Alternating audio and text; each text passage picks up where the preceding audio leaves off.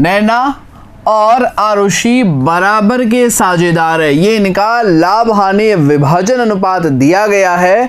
31 मार्च 2020 को उनका तुलन पत्र यानी कि जो बैलेंस शीट है वो आपका कुछ इस प्रकार से है। यहाँ दिया गया है बैंक 30,000, देनदार 25,000, स्टॉक 25,000, फर्नीचर 40,000, मशीनरी 60,000 और नैना का करंट अकाउंट है वो है 10,000। इसी प्रकार कैपिटल नैना का 1,00,000, आरुषि का 50,000, creditors Aarushi current loan, workman compensation reserve और बैंक लोन दिया गया है 5,000 रुपए।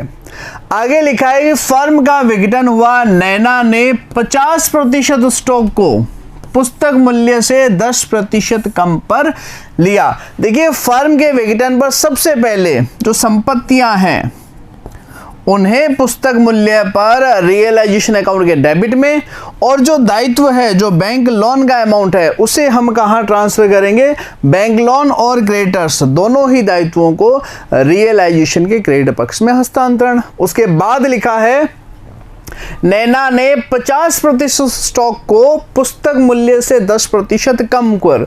देखिए स्टॉक है कितना, 35,000 रुपए। इसका 50% यानी कि 17,500 को 10% कम पर लिया है और शेष जो 17,500 बचता है उसे 15% लाभ पर जो है वो बेच दिया गया। मशीन और फर्नीचर से क्रमशः 30,000 और 50,000 रुपए वसूल हुए। गैर अभिलेखित विनियोग जिसके अंतर्गत 24,000 रुपए में बेचा गया, यानी जो अनरिकॉर्डेड है, जो यहाँ बैलेंस शीट में दर्ज नहीं है, वह इन्वेस्टमेंट 34,000 में बेचा गया। अब बात करते हैं, देखिए जो अनरिकॉर्डेड असेट्स जो होती है, जो पुस्तकों में दर्ज नहीं है, उन्हें दर्ज नहीं करना है। अगर उनसे बेचने से राशि वसूल होता है तो वही राशि जो है अपने को दर्ज करना होता है। ऐसा नहीं कि इसका पुस्तक मूल्य कितना था या पुस्तक मूल्य दे दे तो उसे रियलाइजेशन में लेके जाना है, ऐसा कुछ भी नहीं करना है। जो वसूली मूल्य है वह बाई बैंक में लिखा जाएगा।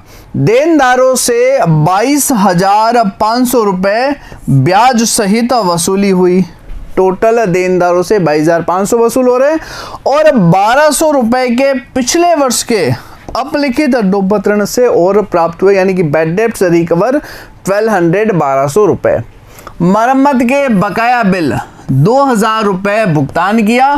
फर्म की पुस्तकों को बंद करने के लिए आवश्यक रोजनामचा प्रविष्टियों का अभिलेखन करें और बही खाते जो है वो हमें क्या करना है, तैयार करना है। तो सबसे पहला काम क्या करेंगे, ये जितनी भी संपत्तियां हैं इन्हें हमें क्या करना है, पुस्तक मूल्य पर हस्तांतरण यानी कि realisation account debit to debtors, to stock, to furniture, to machinery, जो भी इनका पुस्तक मूल्य है दर्ज करेंगे।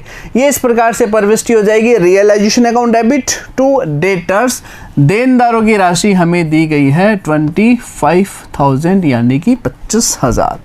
अब उसके पश्चात स्टॉक 35, फर्नीचर 40 और प्लांट एंड मशीनरी जो दे रखी है वो अपने को दे रखा है 60,000 का। तो ये सभी राशियां ट्रांसफर कर देंगे।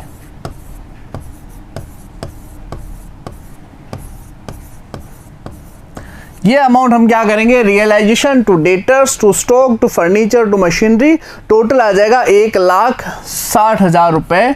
इस प्रकार से हस्तांतरण किए जाएंगे। अब क्या करना है, जैसे संपत्तियों का हस्तांतरण बिल्कुल इसके विपरीत जो है दायित्व यानी क्रेडिटर्स और बैंक लोन का हस्तांतरण करेंगे। 20,000 से creditors debit, bank loan debit 5,000 to realisation account.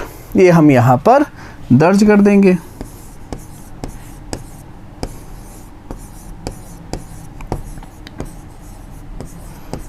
ये राशियां यहां पर पुट कर दी गई। Creditors debit 20,000, bank loan debit 5,000 to realisation account 25,000 रुपए से दर्ज कर देंगे।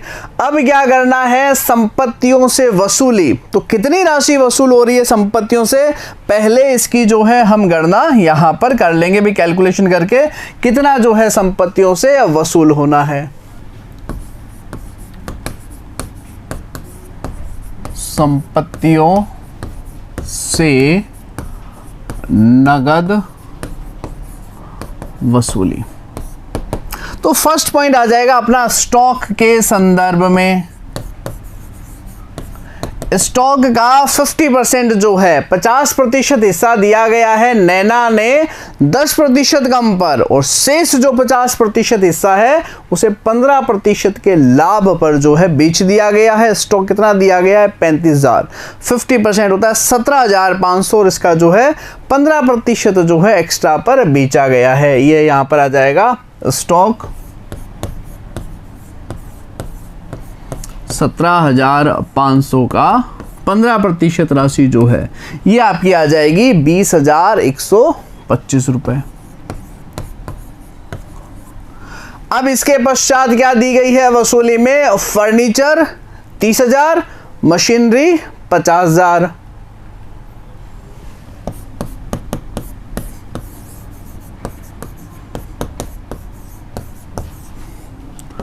फर्नीचर 30,000,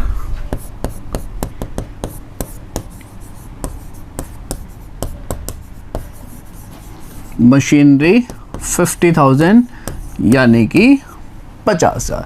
इसके अतिरिक्त कौन सी राशि वसूली में दी है? गैर अभिलेखित विनियोग 34,000 रुपए में बेचा गया, तो इन्वेस्टमेंट से वसूली 34,000।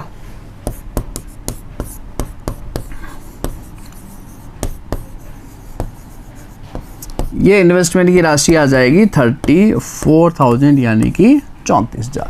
और वसूली क्या दी गई है? इसके अतिरिक्त लिखा है देनदारों से 22,500 और बैड डेट से रिकवर जो है वो है 1,200 रुपए। ये आपका आ जाएगा डेटर्स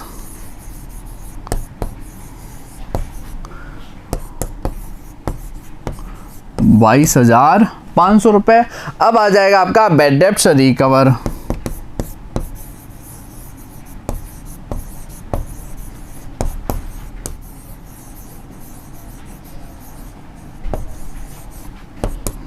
$1,200 टोटल जो नगद वसूली है ये आ जाएगा 1,57,825। ये इनकी हम क्या कर देंगे? टोटल कर देंगे। और इसी प्रकार हम क्या कर देंगे? जो दायित्व है उनका भुगतान।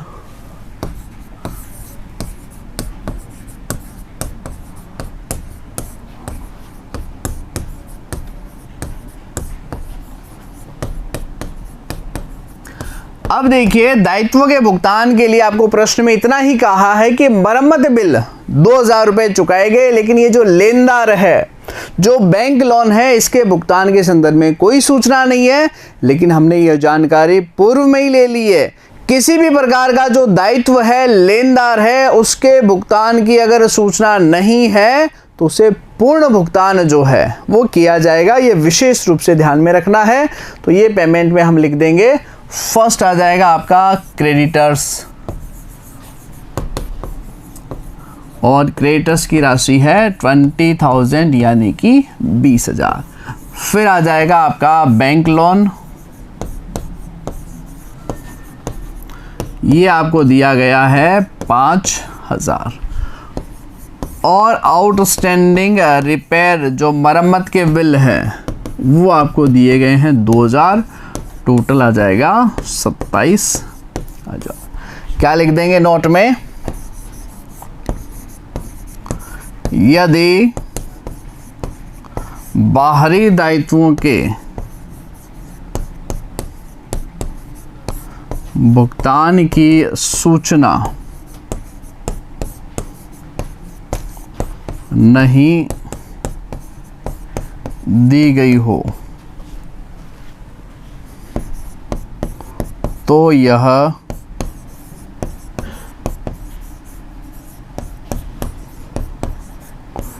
पूर्ण भुगतान माना जाएगा। तो इसीलिए अपने ने लेनदार और बैंक लोन का भुगतान किया है। इसके संदर्भ में प्रविष्टि हो जाएगी रियलाइजेशन टू बैंक अकाउंट। कितना वसूल हुआ था? 1,57,825। ये वसूली bank account debit to realisation, वसूली की प्रविष्टि 1,57,825 और ये भुगतान की जो प्रविष्टि है वह आ जाएगी आपकी 27,000। क्योंकि भुगतान इसलिए रियलाइजेशन टू बैंक, वसूली इसलिए bank account debit to realisation. अब स्टॉक की जो राशि है वह 10% कम पर, जितना भी स्टॉक है उसका 50% जो है 10% कम पर नैना द्वारा लिया गया था। कहाँ दी गई इसकी सूचना? ये देखिए, नैना ने 50% स्टॉक को पुस्तक मूल्य से 10% कम पर, स्टॉक जो कि हमें दिया गया है 35,000 का 50% ये है 17,500 और इसे हमें क्या करना है 10% कम पर, यानी कि 1750 में, यानी कि 15,750 में नैना द्वारा लिया गया है। 17,500 50% आ गया, बाकी 50% लाभ पर बेचा वो अपने ने वसूली में लिख दिया। ये आ जाएगा 15,750 रुपए की जो राशि है वो हम यहाँ पर दर्ज कर देंगे।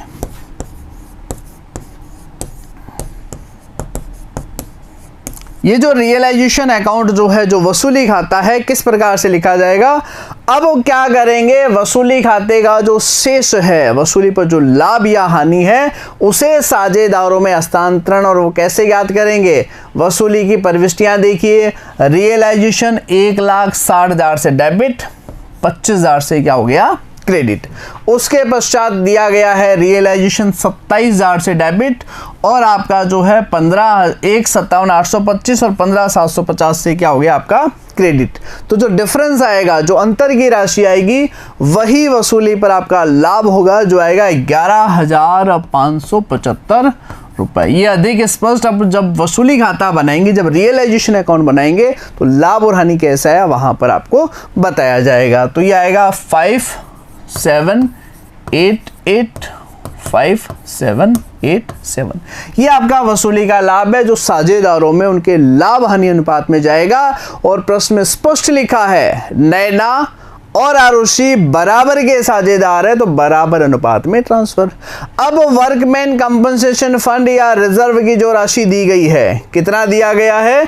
ये लिखा है 15,000 रुपए, जो कि साझेदारों में जो भी उनका लाभ हानि विभाजन अनुपात है जो कि दिया गया है, बराबर जो है 7,500 का वितरण किया जाएगा। यह आ जाएगा वर्कमैन कंपनसेशन रिजर्व 15,000, 7,500, 7,500 इस प्रकार से जो है बराबर अनुपात में वितरित कर दिया जाएगा, हस्तांतरण जो है वो कर दिया जाएगा। अब हम क्या करेंगे, आरुषि और जो है आपका नैना का जो चालू खाता है उसका शेष जो है उनके पूंजी खातों में हस्तांतरण करेंगे। किस प्रकार से करेंगे? सबसे पहले तो बैलेंस शीट में इनका शेष कितना है, नैना का 10,000 डेबिट है और आरुषि का जो है 10,000 क्रेडिट, यानी कि दायित्व पक्ष का बैलेंस दिया गया है। इसके अलावा जो इनका हस्तांतरण किया जा रहा है वो सारा का सारा जो है प्लस माइनस अपने को करना है। जैसे नैनाज करंट अकाउंट 15,750 से डेबिट किया गया है, रियलाइजेशन के करंट अकाउंट में 5,788, 5,787 ट्रांसफर किया गया है, वर्कमैन कंपनसेशन रिजर्व ट्रांसफर किया गया है। तो जितना भी बैलेंस बचता है, यानी आरुषि का बचेगा 23,287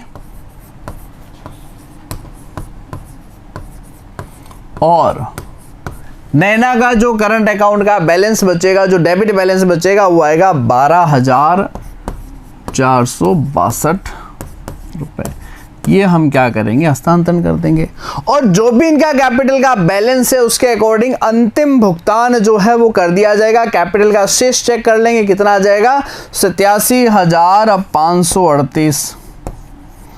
ये तो आ जाएगा आपका नैना के पूंजी खाते का। और आरुषि के पूंजी खाते का बैलेंस आ जाएगा 73,287। टोटल जो आएगा इसका वो भुगतान कर दिया जाएगा 1,60,825। ये इस प्रकार से जो है अंतिम भुगतान करेंगे। ये अंतिम शेष कैसे निकला ये भी हम पूंजी खातों में स्पष्टतया सामने आ जाएगा। अब बात करते हैं वसूली खाता। सबसे पहला काम, संपत्तियों को उनके पुस्तक मूल्य पर हस्तांतरण किया जाए। देनदार कितने दे रखे, जितना भी इनका ओपनिंग बैलेंस है, जो बैलेंस शीट अपने को दी गई, जो पुस्तक मूल्य है, वह राशि दर्ज करेंगे। देनदार आ जाएगा 25,000 स्टॉक दिया गया था अपने को 35,000, फर्नीचर दिया गया था 40,000 और मशीनरी दिया गया था 60,000, यानी कि 60,000 रुपये जो है वो बैलेंस अपने को दे रखा था। चाहे अंदर लिख करके अमाउंट बाहर टोटल लगा दें या सीधा भी जो है अपन यहाँ पर दर्ज कर सकते हैं। इसी प्रकार लेनदार और बैंक लोन का हस्तांतरण किया जाएगा 20,000 और 5,000। अब क्या करेंगे, इन संपत्तियों से जो नगद वसूली हो रही है वो बाई बैंक, जैसा कि हमने इन्वेस्टमेंट से वसूल किया था 34,000 यानी कि 34,000 रुपये। फर्नीचर से वसूल हुआ था हमें 30,000, मशीनरी से वसूल हुआ था 50,000, देनदारों से वसूल हुआ था 22,500 और स्टॉक से वसूल हुआ था 20,125 और बैड डेट से रिकवर आया था 1,200 रुपये। ये टोटल है जो संपत्तियों से वसूली है, जिसके लिए हमने वर्किंग नोट भी बनाया था। यह राशियां वसूल हो जाएगी टोटल 1,57,825 और स्टॉक का 50%, 35,000 का 50% यानी 17,500 को 10% कम पर नैना ने लिया था 15,750 में। हालांकि वर्किंग नोट हमने ऑलरेडी बनाया था, फिर भी मैं यहाँ आपको लिखाता हूँ 10% घटा करके 15,750 और इसी प्रकार हम भुगतान कर देंगे। लेनदार और बैंक लोन के बारे में सूचना नहीं थी कि कितनी राशि चुकानी है। अगर दायित्व के संदर्भ में सूचना नहीं हो तो पूरा भुगतान जो है वो आपका किया जाएगा और बकाया बिल थे 27,000 रुपये जो है इस प्रकार दर्ज करेंगे। अब क्या करना है, रियलाइजेशन का जो बैलेंस है वो कैपिटल या करंट अकाउंट में जो है आपका हस्तांतरण कर दिया जाएगा, ट्रांसफर जो है वो कर दिया जाएगा। टोटल लगा लेंगे, जो शेष आएगा, जो बैलेंस आएगा वो आपका आ जाएगा 11,575 रुपये और इस 11,575 का जो बैलेंस है वो हमें क्या करना है, साझेदारों में हस्तांतरण करेंगे 5,788, 5,787। इस प्रकार से जो है अमाउंट जो है राशि हस्तांतरण की जाएगी, वसूली खाता है। अब क्या बनाना है, साझेदारों का जो पूंजी खाता है, जो करंट अकाउंट है वो लिखेंगे। जैसे कि आरुषि का हमें क्या दिया गया था, करंट का क्रेडिट बैलेंस दिया गया था, वो तो जाएगा बाई बैलेंस बीडी और नैना का आ जाएगा टू बैलेंस बीडी 10,000। ये हम यहां पर लिख देंगे। नैना का तो आ जाएगा टू बैलेंस बीडी 10,000 और आयुषी का आ जाएगा by balance BD 10,000। Workman compensation reserve कितना दिया गया था, 15,000। प्रत्येक साझेदार के हिस्से में बराबर अनुपात में यानी कि 7,500 हस्तांतरण कर देंगे। फिर वसूली का जो लाभ और हानि है वो चला जाएगा। कितना दे रखा था वसूली का लाभ हानि, 5,788 और 87।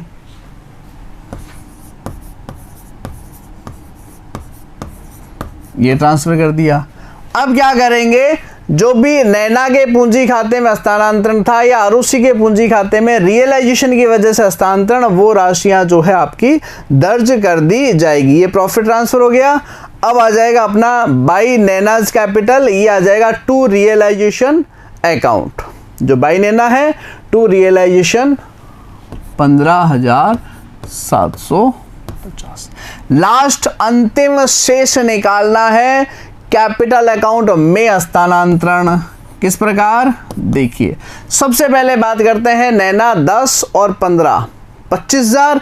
यहाँ पर है 7 और 5 12, एक 13,288, यानी कि जो डेबिट पक्ष की टोटल है वो ज़्यादा है।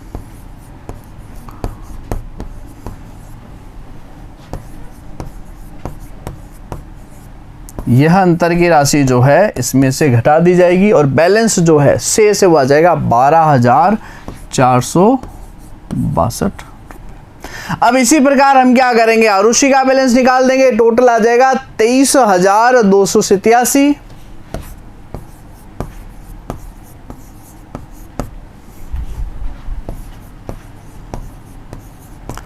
और ये बैलेंस आ जाएगा 23,288। 87 इस प्रकार से भुगतान कर देंगे। अब क्या बनाना है, साझेदारों का पूंजी खाता। सबसे पहले कैपिटल का बैलेंस लिखेंगे जो कि अपने को बैलेंस शीट के अंतर्गत दिया गया है। कितनी राशि है कैपिटल, 1,50,000 रुपए दर्ज कर देंगे।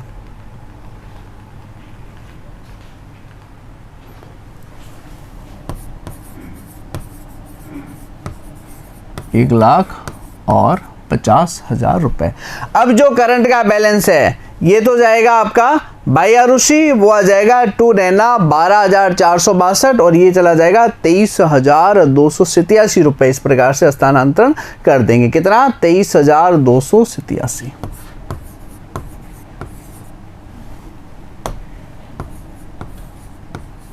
और यहां राशि कितना दे रखा अपने को, 12,462। ये राशि हम यहां पर दर्ज कर देंगे। अब क्या निकालना है, अंतिम शेष। और फर्म के विघटन पर टू बैलेंस शीट नहीं आता है। अंतिम जो भी राशि है उन्हें भुगतान कर दी जाएगी या फिर राशियां जो है वसूल कर ली जाएगी। यहां की टोटल आएगी 1,00,000 और यहां की टोटल आएगी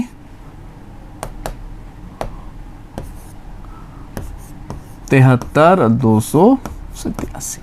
अब 1,00,000 में से 12,462 यह राशि घटा देंगे तो अंतिम भुगतान की गई जो राशि है वो आ जाएगी 87,538। इसी प्रकार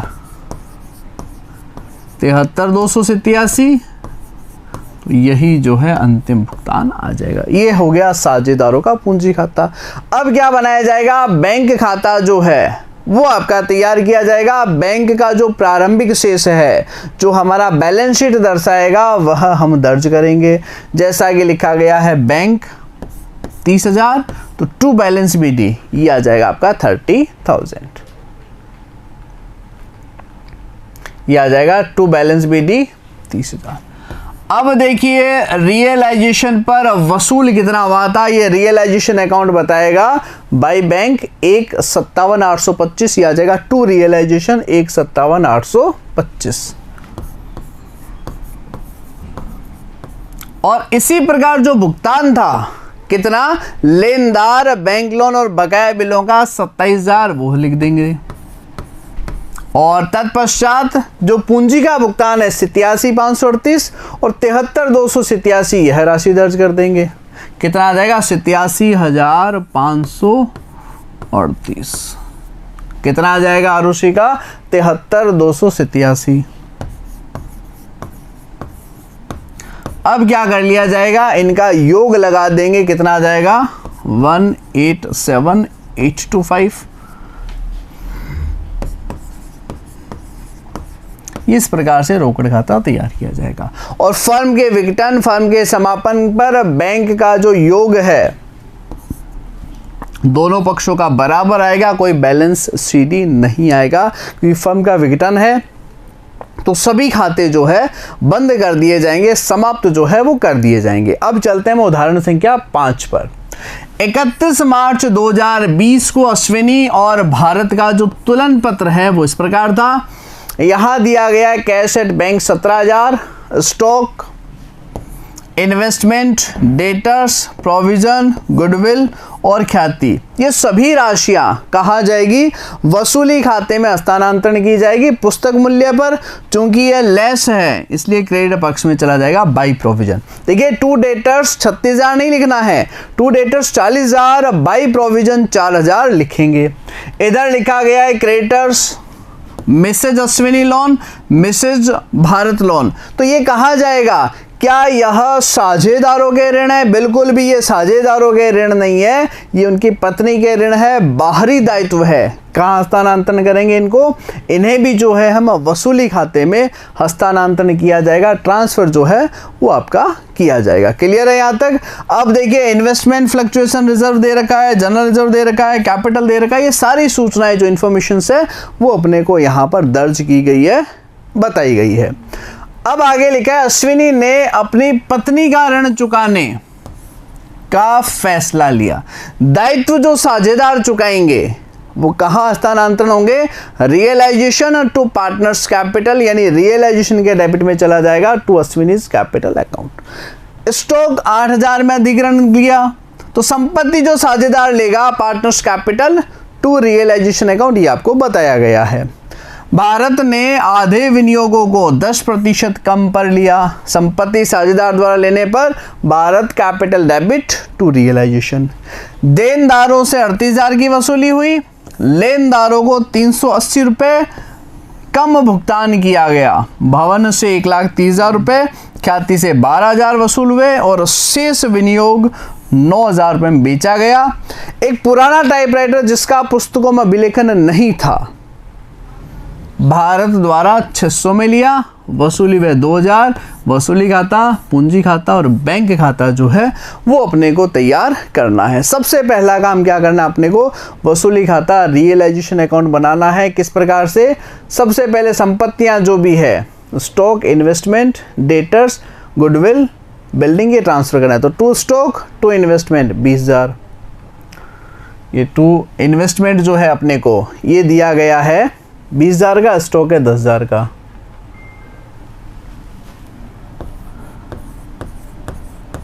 स्टॉक दिया गया अपने को 10,000 का।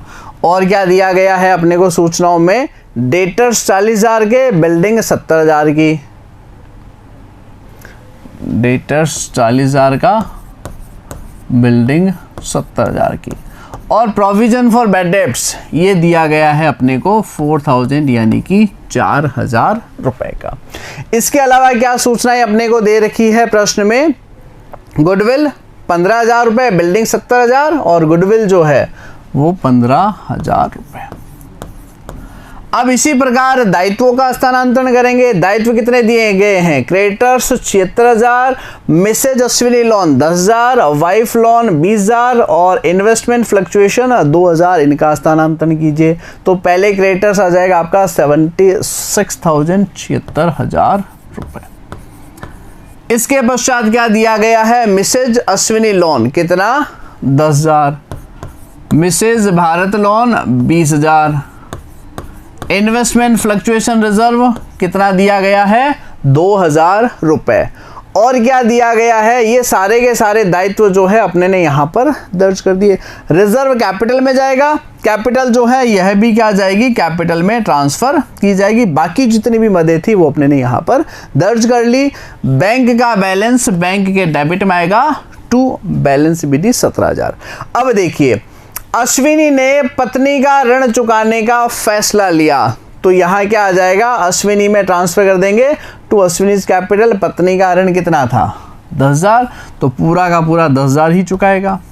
अगर कहा जाता 9,000 में लिया तो यहाँ पर 9,000 लिखते, कुछ भी नहीं कहा, यानी कि पूरा का पूरा जो है वो 10,000 में लिया गया है। नेक्स्ट इंफॉर्मेशन क्या है? स्टॉक उसने 8,000 में लिया है तो संपत्ति लेने पर आ जाएगा बाई अश्विनी। स्टॉक जो है वो आपका आ जाएगा 8,000 यानी 8,000। साझेदार दायित्व ले तो टू कैपिटल, संपत्ति ले तो बाई कैपिटल। नेक्स्ट क्या दिया गया है? भारत ने आधे विनियोगों को 10% कम पर, विनियोग कितने दिए गए हैं? 20,000, आधे कितने वे? 10,000 और 10% कम पर यानी कि 9,000 रुपये में जो है अपने ने इन्वेस्टमेंट भारत ने लिए तो भाई भारत 9,000 रुपये। आगे लिखा है देनदारों से 38,000 रुपये वसूल हुए, ये आ जाएगा बाई बैंक। देनदारों में जो राशि आएगी वो आएगी 38,000 यानी कि 38,000 रुपये। आगे लिखा गया लेनदारों को 380 रुपये कम भुगतान किया। लेनदार थे कितने? लेनदार दिए गए 76,380 कम यानी कि 75,620 का जो है भुगतान किया गया है। ये आ जाएगा टू बैंक। क्रेडिटर्स में आ जाएगा 75,620 रुपये। आगे क्या इंफॉर्मेशन दे रखी है? भवन से 1,30,000, ख्याति से 12,000 वसूल हुए। ये बाई भवन कितना आ जाएगा? 1,30,000। ख्याति से कितना वसूल हुआ? 12,000। और क्या इंफॉर्मेशन दे रखी है? शेष विनियोगों को 9,000 में बेचा तो बाई बैंक इन्वेस्टमेंट आ जाएगा 9,000। ये सारी की सारी राशियां जो अपने को वसूल हुई है ये अपन क्या करेंगे, आगे ट्रांसफर कर देंगे। कितना आ जाएगा, 189। क्लियर है। इसके पश्चात क्या सूचना दी गई है, एक पुराना टाइपराइटर जिसका पुस्तकों में अभिलेखन नहीं था भारत द्वारा 600 में ले लिया। तो साझेदार जब भी संपत्ति ले बाई पार्टनर्स कैपिटल यहां पर दर्ज कर देंगे। दायित्व लेता है तो यहां आ जाता टू पार्टनर्स कैपिटल। इसके पश्चात देखिए क्या सूचनाएं हैं, वसूली व्यय 2000 रुपए हुआ तो क्या आ जाएगा, टू बैंक वसूली व्यय कितना आ जाएगा अपना 2000। अब ऐसा कोई दायित्व है जिसके भुगतान की सूचना नहीं हो, क्रेडिटर्स का हो गया, अश्विनी की वाइफ का, मिसेज अश्विनी का हो गया, लेकिन भरत वाइफ के लोन के संदर्भ में कुछ भी नहीं कहा है, तो क्या मानेंगे, पूर्ण भुगतान जो है नगद में किया गया है। यह राशि आ जाएगी 20,000 यानी कि 20,000 रुपए। ये आपका क्या बन गया, वसूली खाता रियलाइजेशन अकाउंट जो इस प्रकार तैयार हो जाएगा। अब जो है बैलेंस निकाल लेंगे, शेष तैयार कर लेंगे किस प्रकार, क्रेडिट पक्ष की टोटल आएगी 3,18,600।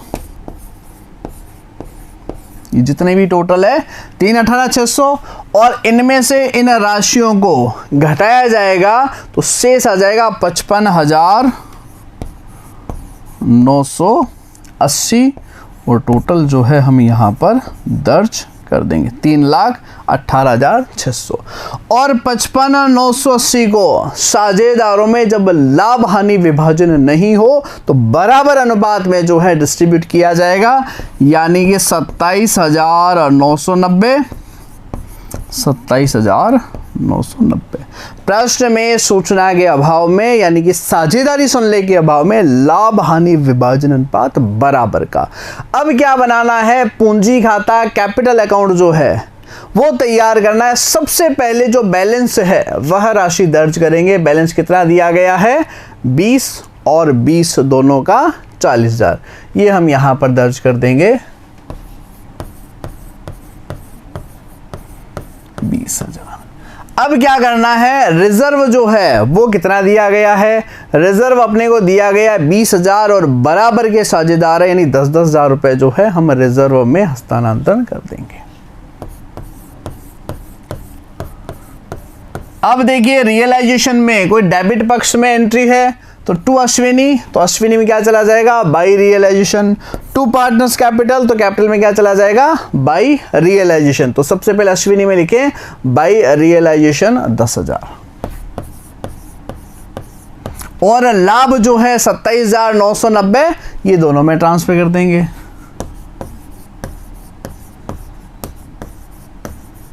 ये आपका पूंजी खाते में हस्तांतरण। अब देखिए यहां पर कैपिटल, तो ये देखिए एक तो अश्विनी, भरत और ये तीनों प्रविष्टियां जो है ये आपकी रियलाइजेशन में जो है यहां पर ट्रांसफर जो है वो कर दी जाएगी। सबसे पहले किसका दे रखा है, अश्विनी का 8,000 स्टॉक लेने पर ये लीजिए 8,000 रुपए। फिर क्या आ जाएगा, टाइपराइटर के लिए इन्वेस्टमेंट के लिए, तो इन्वेस्टमेंट कितने का लिया गया है 9,000 का, टाइपराइटर कितने का लिया गया है 600 का। अब क्या कर लेंगे, पूंजी खातों के शेष के आधार पर अंतिम भुगतान जो है क्लोजिंग पेमेंट कर देंगे। तो 20 और 10 30, 30 और 10 40 और क्या कर देंगे इसके अंतर्गत जो है अमाउंट जोड़ देंगे 27,990। तो कितनी राशि आ जाएगी टोटल करने पर, 27 और 10 37, 37 और 30 67,990 और यहाँ की टोटल 20 10 30 57,990। ये राशि हम यहाँ पर लिख देते हैं।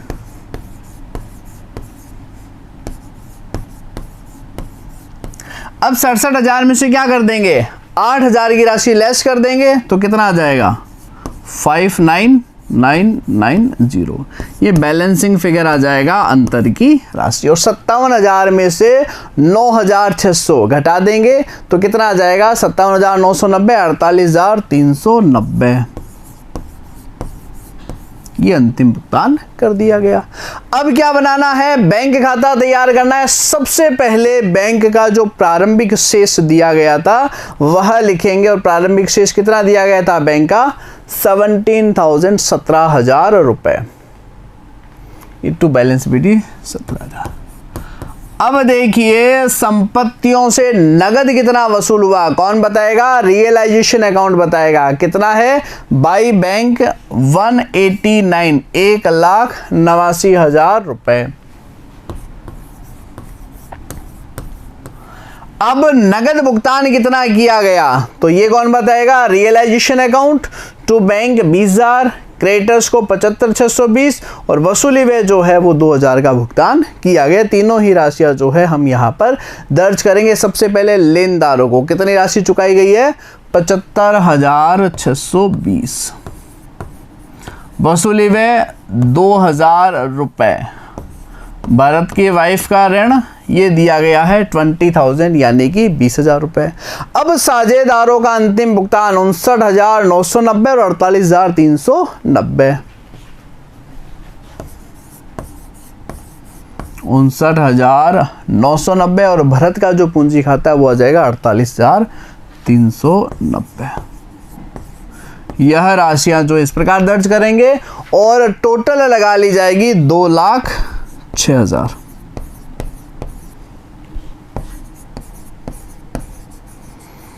और जैसा कि हम सभी जानते हैं फर्म का विघटन, फर्म के समापन पर रोकड़ खाते का कोई बैलेंस नहीं निकलता है, दोनों पक्षों का योग समान आता है। चूंकि हम सभी खाते बंद कर चुके हैं, किसी भी खाते का शेष जो है नहीं रहने वाला है। तो फर्म के विघटन में फिलहाल के लिए इतना ही, जल्द मिलेंगे। Thank you very much.